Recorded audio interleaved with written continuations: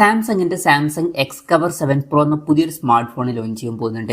ഈ ഒരു ഫോണിന്റെ ഫീച്ചേഴ്സിനെ പറ്റിയിട്ടുള്ള പല കാര്യങ്ങളും ഇപ്പം അറിയാൻ കഴിഞ്ഞിട്ടുണ്ട്. വിലയെ പറ്റിയിട്ടുള്ള ചില ന്യൂസുകളും ഇപ്പം പുറത്തു വന്നിട്ടുണ്ട്. എന്തായാലും ഈ ഒരു വീഡിയോയിൽ നമ്മൾ നോക്കാൻ പോകുന്നത് സാംസങ് എക്സ് കവർ 7 Pro എന്നുള്ള സ്മാർട്ട് ഫോണിനെ പറ്റിയിട്ടാണ്. അപ്പോൾ നമ്മൾ ആദ്യം ഫീച്ചേഴ്സും കാര്യങ്ങളൊക്കെ നോക്കുകയാണെന്നുണ്ടെങ്കിൽ സാംസങ് എക്സ് കവർ 7 Proയിൽ 6.6 ഇഞ്ചിന്റെ ഫുൾ HD+ ഡിസ്പ്ലേ ആയിരിക്കും വരിക. പിന്നെ ഇതിൽ AMOLED ഡിസ്പ്ലേ വരാൻ സാധ്യതയില്ല. LCD പാനലായിരിക്കും ഈ ഒരു സ്മാർട്ട് ഫോണിൽ വരിക.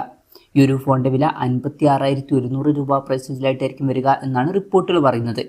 ആ ഒരു പ്രൈസ് റേഞ്ചിൽ നമ്മൾ മിനിമം എക്സ്പെക്ട് ചെയ്യുന്നൊരു കാര്യമാണ് AMOLED ഡിസ്പ്ലേ എന്നുള്ള കാര്യം. പക്ഷേ ഇതിൽ അത് വന്നോളണം എന്നില്ല. അതുമാത്രമല്ല, വാട്ടർ ഡ്രോപ്പ് നോച്ച് ഡിസൈനുള്ള നോച്ച് മാത്രമേ ഇതിൽ വരാൻ സാധ്യതയുള്ളൂ. ഈ ഒരു പ്രൈസ് റേഞ്ചിലൊക്കെ ഇപ്പം നമ്മൾ പഞ്ചോൾ ഡിസൈൻ തന്നെയാണ് എക്സ്പെക്ട് ചെയ്യുന്നത്. 120 Hz റിഫ്രഷ് റേറ്റും കാര്യങ്ങളൊക്കെ ഇതിൽ സപ്പോർട്ട് ചെയ്യുന്നതായിരിക്കും. അപ്പോൾ ഡിസ്പ്ലേ ഫീച്ചേഴ്സും മൊത്തത്തിൽ നോക്കുമ്പോൾ ഈ ഒരു പ്രൈസ് റേഞ്ച് വെച്ച് നോക്കുമ്പോൾ ശരിക്കും ഡിസപ്പോയിൻറ്റിംഗ് ആയി എന്ന് പറയാൻ പറ്റിയിട്ടുള്ള ഡിസ്പ്ലേ ഫീച്ചേഴ്സ് ആയിരിക്കും ഇതിൽ വരിക. LCD പാനലും അതുപോലെ തന്നെ വാട്ടർ ഡ്രോപ്പ് നോച്ച് ഡിസൈനിലെ നോച്ചും ഈ ഒരു പ്രൈസ് റേഞ്ചിൽ അത്ര നല്ല കാര്യങ്ങളല്ല. പിന്നെ side mounted finger print sensor ഇതിൽ വരുന്നതായിരിക്കും. ഈ ഒരു ഫോണിന്റെ ഹൈലൈറ്റ് ആയിട്ടുള്ള ഫീച്ചറായിട്ട് വരിക ഇത് ബിൽഡ് ക്വാളിറ്റിയും കാര്യങ്ങളൊക്കെ ആയിരിക്കും. ഇതിൽ IP68 റേറ്റിംഗ് സപ്പോർട്ട് ചെയ്യുന്നതായിരിക്കും. അപ്പോൾ നല്ലൊരു IP റേറ്റിംഗ് വരും. അതുപോലെ തന്നെ MIL STD810H സർട്ടിഫിക്കേഷനും വരുന്നതായിരിക്കും. പൊതുവെ ബിൽഡ് ക്വാളിറ്റിക്കൊക്കെ ലഭിക്കുന്ന സർട്ടിഫിക്കേഷനാണ്. അത് നല്ലൊരു കാര്യം തന്നെയാണ്.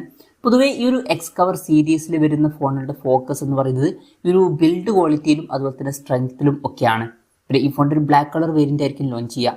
ഇനി പ്രോസസ്സറിൻ്റെ കാര്യത്തിലോട്ട് വരികയാണെന്നുണ്ടെങ്കിൽ സ്നാപ്ഡ്രാഗൺ 7s Gen 3 എന്ന പ്രോസസ്സറുമായിട്ടായിരിക്കും ഈ ഒരു സ്മാർട്ട് ഫോൺ വരിക. 56,100 രൂപ പ്രൈസ് റേഞ്ചിൽ ഈ ഒരു പ്രോസസ്സർ എങ്ങനെ ഉണ്ടെന്ന് വെച്ചാൽ അത്ര മികച്ച പ്രോസസ്സർ എന്ന് പറയാൻ പറ്റില്ല. അത്യാവശ്യം നല്ലൊരു പ്രോസസ്സറാണ്, പക്ഷേ ഈ ഒരു പ്രൈസ് റേഞ്ചിൽ അത്ര മികച്ച പ്രോസസ്സറല്ല. അപ്പം ഈ ഒരു പ്രൈസ് റേഞ്ചിൽ ഈ ഒരു പ്രോസസ്സറും നിരാശപ്പെടുത്തി എന്ന് പറയേണ്ടി വരും. പിന്നെ 5G സപ്പോർട്ടും കാര്യങ്ങളൊക്കെ ഇതിൽ വരുന്നതായിരിക്കും.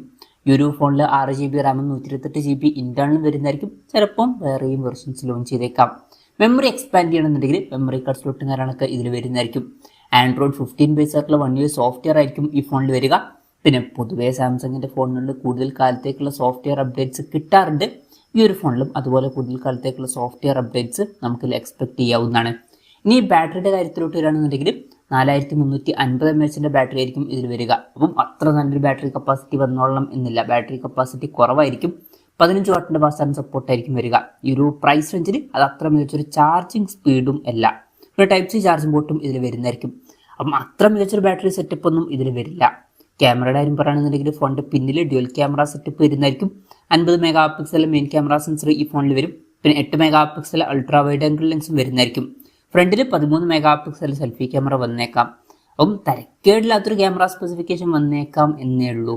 അപ്പം ഇതൊക്കെയാണ് മൊത്തത്തിൽ ഫീച്ചേഴ്സിനെ പറ്റി പറയാനുള്ള കാര്യങ്ങൾ. ലോഞ്ച് ഡേറ്റിൻ്റെ കാര്യം പറയുകയാണെന്നുണ്ടെങ്കിൽ അതിനെ പറ്റിയിട്ടുള്ള കാര്യങ്ങളൊന്നും ഇപ്പം പറയാൻ കഴിഞ്ഞിട്ടില്ല. അതിനെ പറ്റിയിട്ടുള്ള ന്യൂസുകളൊക്കെ വരുമ്പോൾ അതിനെ പറ്റിയിട്ടുള്ള വീഡിയോസൊക്കെ നമ്മൾ ചെയ്യുന്നതായിരിക്കും. അപ്പം അതുപോലുള്ള വീഡിയോസ് കാണാൻ താല്പര്യമുണ്ടെന്നുണ്ടെങ്കിൽ ഈ ചാനൽ സബ്സ്ക്രൈബ് ചെയ്യാവുന്നതാണ്. പിന്നെ വിലയുടെ കാര്യം പറയുകയാണെന്നുണ്ടെങ്കിൽ യൂറോപ്യൻ മാർക്കറ്റിൽ ഈ ഫോണിൻ്റെ വില 599 euros ആയിരിക്കുമെന്നാണ് റിപ്പോർട്ടുകൾ പറയുന്നത്. അതായത് 56,100 രൂപ പ്രൈസ് റേഞ്ചിൽ. ആ ഒരു പ്രൈസ് റേഞ്ചിൽ ഈ പറഞ്ഞിട്ടുള്ള ഫീച്ചേഴ്സ് എങ്ങനെയുണ്ടെന്ന് വെച്ചാൽ അത്ര മികച്ച ഫീച്ചേഴ്സ് അല്ല. ഡിസ്പ്ലേ ഡിസപ്പോയിൻറ്റിംഗ് ആണ്. പ്രോസസ്സർ അത്ര മികച്ചതല്ല. ബാറ്ററി സെറ്റപ്പ് ഡിസപ്പോയിൻറ്റിംഗ് ആണ്. ക്യാമറ സ്പെസിഫിക്കേഷനും അത്ര മികച്ചത് എന്നൊന്നും പറയാൻ പറ്റില്ല.